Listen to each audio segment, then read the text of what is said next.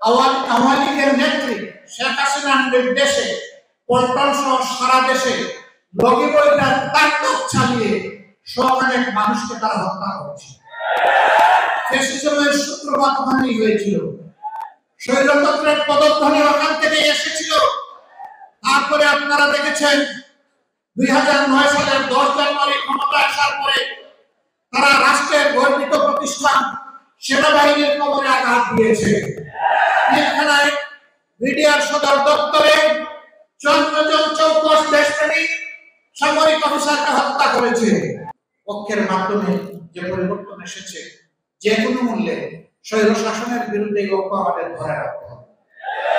যে স্বৈর শাসনের বিরুদ্ধে আমাদের এই আওয়াজ উঠেছিল, আন্দোলন হয়েছিল, কোন অবস্থায় এমন আর একটা স্বৈর শাসন কখনো যেন বাংলাদেশে ফিরে না আসে, তার ব্যাপারে আমাদের সকলকে সোচ্চার থাকতে হবে। আমরা যদি ঐক্যবদ্ধ থাকি, আমাদের মাথায় কেউ কাঁঠাল ভেঙে থেকে পারবে না ইনশাআল্লাহ। আমি একটা আয়াত দিয়ে শুরু করেছিলাম, এটা দিয়ে শেষ করছি।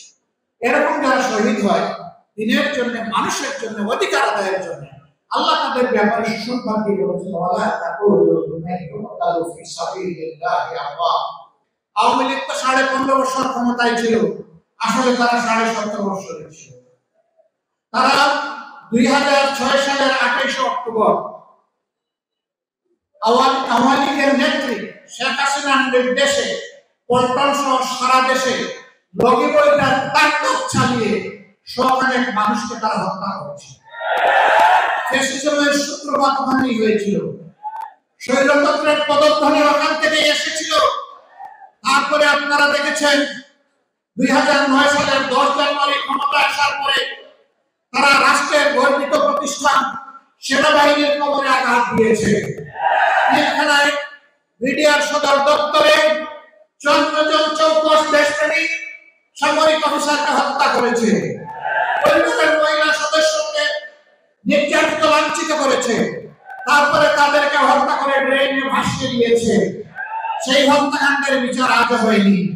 অথচ বলি হয়ে সেনাবাহিনীর কবর ভেঙে দেওয়া হয়েছিল, সেনাবাহিনীকে তাদের দায়িত্ব পালন করতে দেওয়া হয়নি।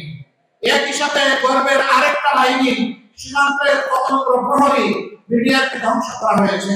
15,000 সদস্যের চাকরি কেড়ে নেওয়া হয়েছে। 500 মানুষ তারা নিহত হয়েছে। কুচক্রকারীদের চক্রান্তের বলি দিতে হয়েছে এই সমস্ত মানুষগুলোকে। তুমি মুক্ত, তুমি চলে যাও, তোমার একটা জীবন আছে। আমি কোন দিন মুক্তি পাবো আমি জানি না। ঘরে ঘরে হাঁকা। এরপরেই তারা আঘাতটা দিয়েছে বাংলাদেশ জামাত ইসলামীর উপর, দেশপ্রেমিক পরিকৃত এই শক্তির উপর।